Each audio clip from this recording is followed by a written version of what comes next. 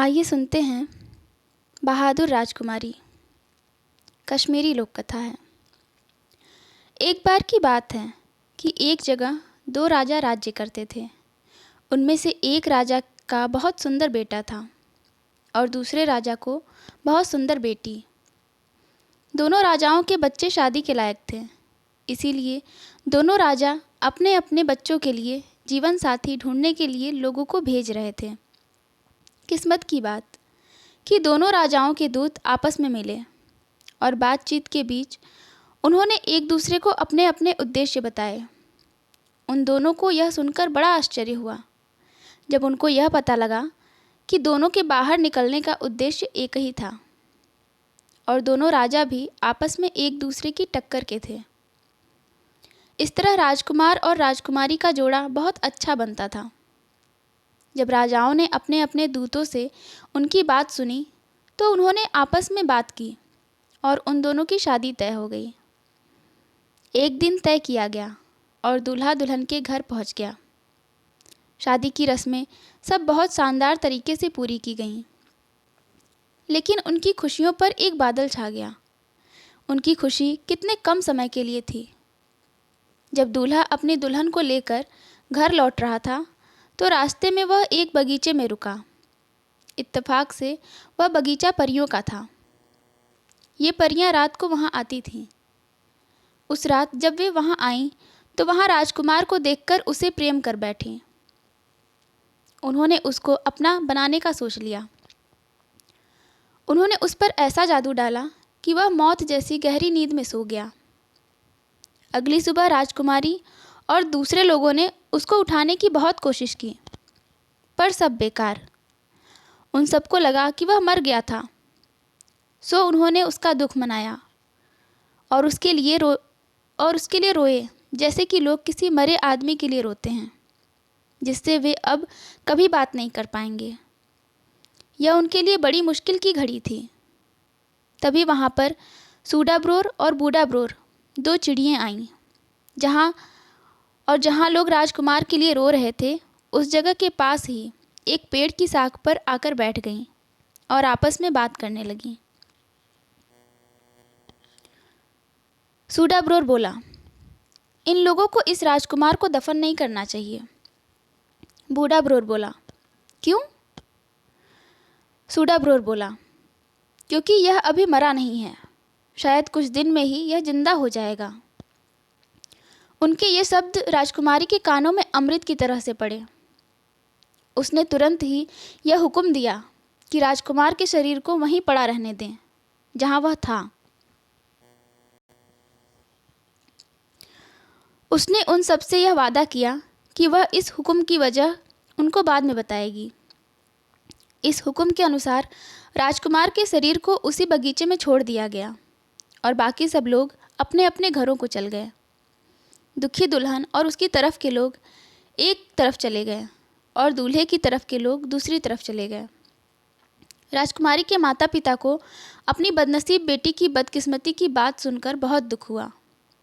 राजकुमारी भी दिन रात रोती रहती। कोई चीज़ उसको कोई आराम नहीं दे पाती। हर पल वह राजकुमार के लौटने की बाट तकती रहती, पर वह तो आया नहीं। आखिर जब उससे अपना दुख नहीं सहा गया तो उसने अपने माता पिता से महल छोड़कर इधर उधर घूमने की इजाज़त मांगी, जहाँ भी उसकी इच्छा होती।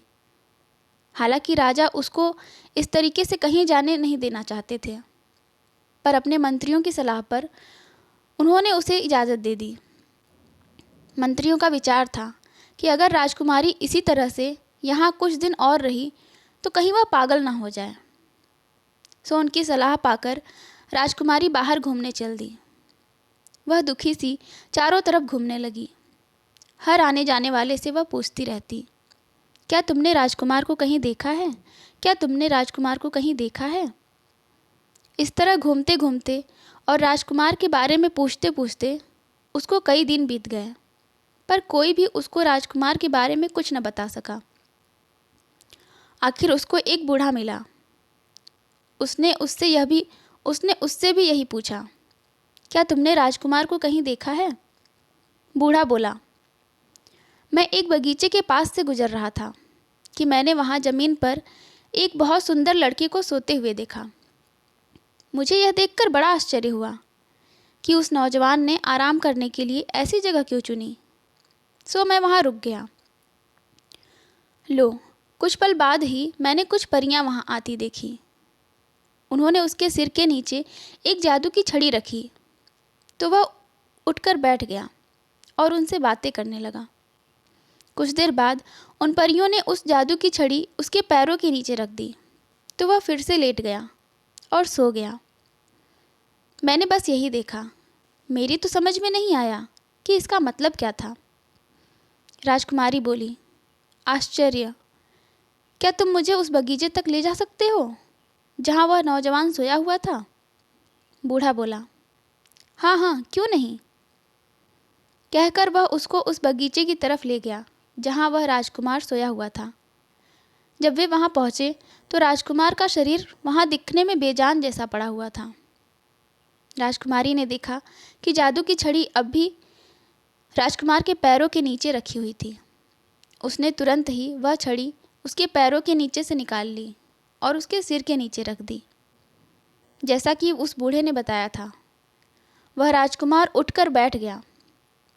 उठते ही उसने राजकुमारी से पूछा, तुम कौन हो? राजकुमारी बोली, मैं तुम्हारी पत्नी हूँ।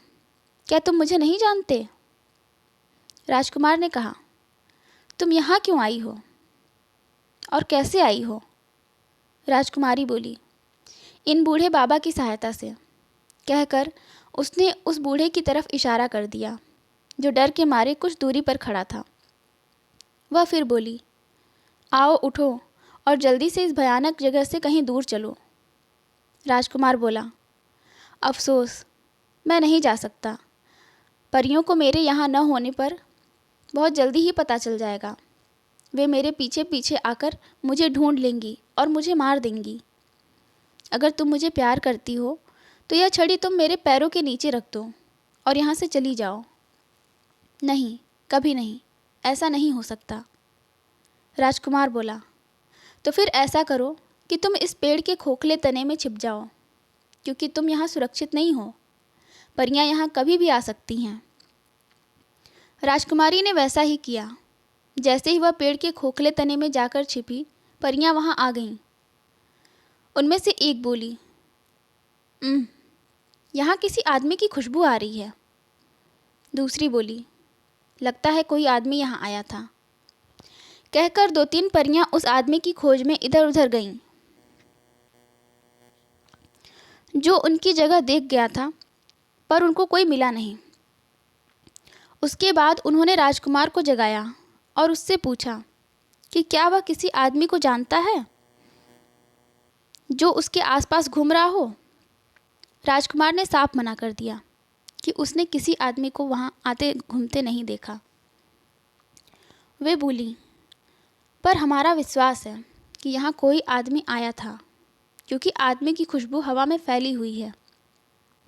कोई बात नहीं, हम लोग कल यह जगह छोड़कर किसी दूसरी जगह चले जाएंगे। सो अगली सुबह परियों ने सारा बगीचा देखा, क्योंकि वह बगीचा बहुत बड़ा था, और अपने लिए कोई दूसरी जगह ढूंढ ली जहाँ उनको लगा कि वहाँ कोई आदमी नहीं आ पाएगा। जब वे वहाँ नहीं थीं तो राजकुमार ने राजकुमारी से कहा, प्रिय, अब तुम क्या करोगी? वे मुझे किसी दूसरी जगह ले जाएंगी और मैं फिर तुम्हें कभी नहीं देख पाऊंगा। बहादुर राजकुमारी ने बोला, नहीं, ऐसा कभी नहीं होगा। तुम देखना, मैं कुछ फूल इकट्ठा करूंगी। तुम जब यहाँ से जाओगे तो इन फूलों को अपने पीछे पीछे बिखेरते जाना, जिससे मुझे पता चल जाएगा कि तुम कहाँ गए हो। कहकर राजकुमारी ने राजकुमार को एक खास किस्म के फूलों का एक गुलदस्ता दे दिया। राजकुमार ने उन फूलों को अपने कपड़ों में छिपा लिया और राजकुमारी फिर से अपने उसी पेड़ के खोखले तने में जाकर छिप गई। कुछ देर बाद परियां वहां आईं और राजकुमार को उन्होंने अपने पीछे पीछे आने के लिए कहा। जब राजकुमार उनके पीछे जा रहा था तो वह फूल अपने पीछे फेंकता जा रहा था। अगले दिन राजकुमारी उन फूलों के सहारे चलती गई जब तक कि वह एक बहुत बड़ी और शानदार बिल्डिंग के पास नहीं आ गई, जो एक महल की तरह लग रही थी। यह एक देव का घर था, जिसने परियों को भी बहुत तरह के जादू सिखा रखे थे। राजकुमारी बिना किसी डर के उस महल में अंदर चली गई। उसने देखा कि वहाँ अंदर तो कोई नहीं था, तो वह सुस्ताने के लिए एक नीचे से स्टूल पर बैठ गई। करीब 1 घंटे के बाद देव आया। राजकुमारी को देखकर उसने सोचा कि शायद वह उसकी बेटी है, जिसको एक दूसरा देव जबरदस्ती उठा कर ले गया था। वह उसकी तरफ दौड़ता हुआ बोला, ओह मेरी प्यारी बेटी, तुम वापस कैसे आई और उस नीच से तुम कैसे बच पाई? राजकुमारी ने तुरंत ही हालात का अंदाज़ा लगा लिया। वह बोली, जब वह सो रहा था पिताजी, तब मैं वहाँ से भाग निकली।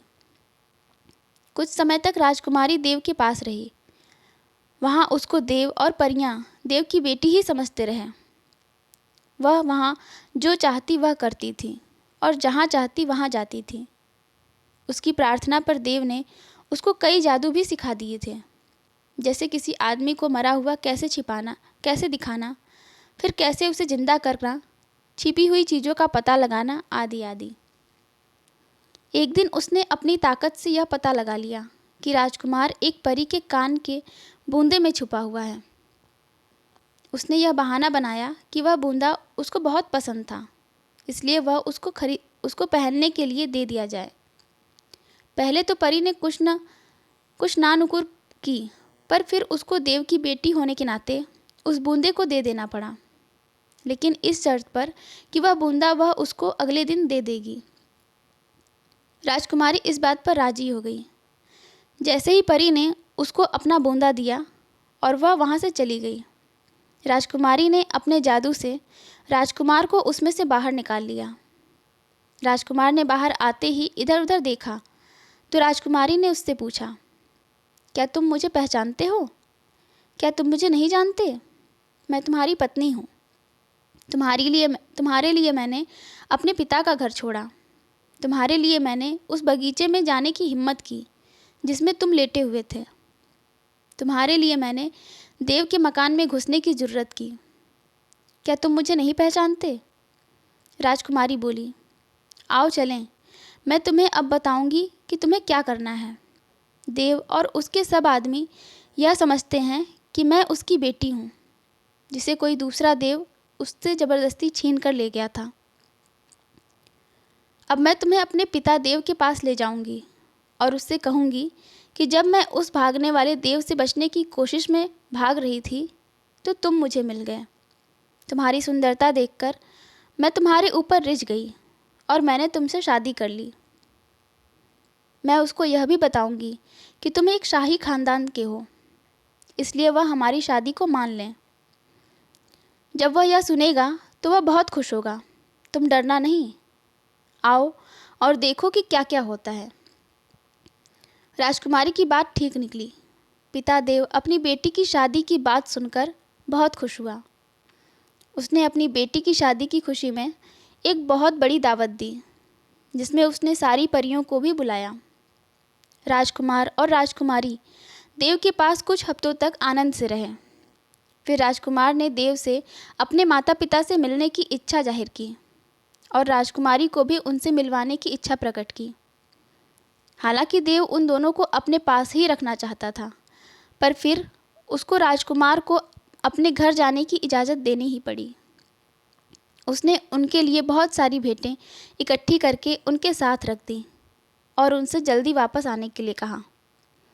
और बहुत सारी चीज़ों के अलावा उसने उनको एक पीठ भी दिया, जिस पर जो कोई बैठ जाता है वह उसको उसकी मनचाही जगह पहुंचा देता है। यह राजकुमार और राजकुमारी के लिए तो बहुत ही काम की चीज़ थी। उन्होंने उस पीठ पर अपना खजाना भरा और उसके ऊपर बैठकर देव और सारी परियों को विदा कहकर राजकुमारी के पिता के राज्य में चल दिए। वे जल्दी ही वहाँ पहुँच गए, क्योंकि राजा की बेटी घर वापस लौट आई थी और उसका पति भी मरा नहीं था, जिंदा था और ठीक था और उसके साथ था। सो उस दिन महल में ही नहीं बल्कि सारे शहर में खुशियाँ मनाई गईं।